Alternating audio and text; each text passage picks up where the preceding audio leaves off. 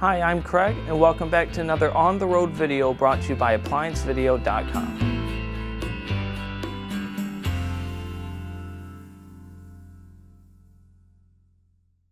Today, we'll be taking a look at this Whirlpool Top Freezer Refrigerator. We will show you how to remove and replace your start device. Now, let's begin your repair. Stop. Before beginning any repair, always be sure to disconnect the power to the appliance. It is also recommended to test the outlet for the proper voltage. The tools you need for this repair is a 1/4-inch nut driver and a tack puller. Now that we are at the back of the unit, to access the components, we must first remove this machine cover. It is held on by multiple 1/4-inch screws around the perimeter.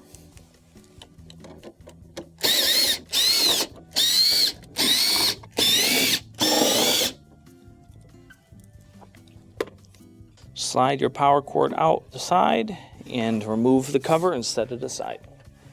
Now that we have the back panel removed, we have clear access to our compressor assembly and our start device. Now, the main reasons why you'd be replacing a start device is if the unit will not cool. Now, generally speaking, what you will notice is that the compressor will try to fire up. You will hear a humming noise followed by a click. The unit will not be cooling at all, or it could be intermittently not cooling if this is starting to go bad. One thing that I do when I pull it out is make sure the compressor is warm, not running. If the compressor is running, you will feel the vibration inside. If it's just hot and you keep hearing it try to ramp up and click off, the chances are you have a bad start device.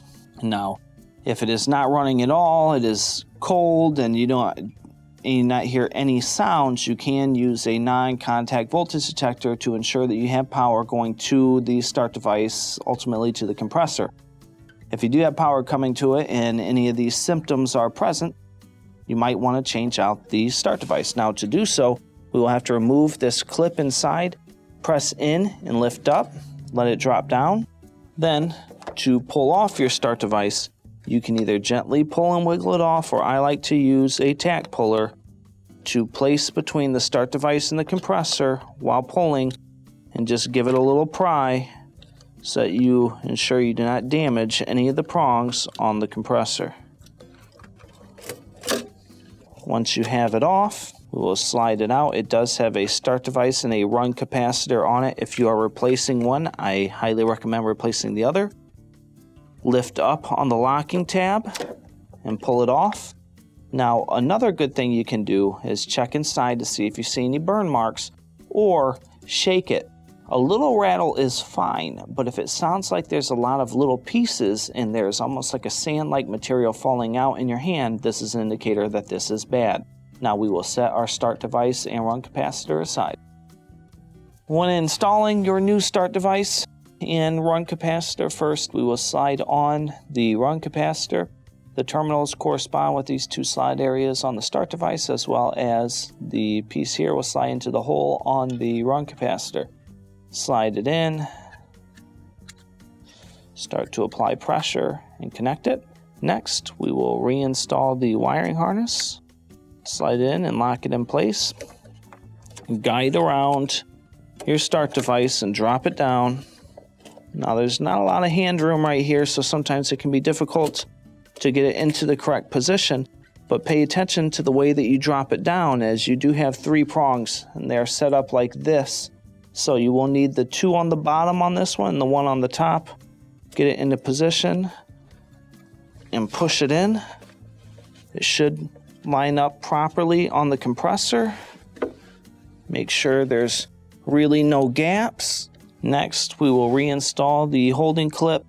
Drop it down, get it underneath. Make sure it's on there. I'll slide my hand in here. Cause a little pressure. Clip it into place. Now we can reinstall the back cover. When installing your machine cover, first we will slide in the power cord and drop it into place. Grab one of your screws, line it up, and install the first screw. Do the same on one of the opposite sides so it holds it in place. Now go around the perimeter and reinstall the rest. And this will complete your repair. Thank you for watching another quality video brought to you by ApplianceVideo.com.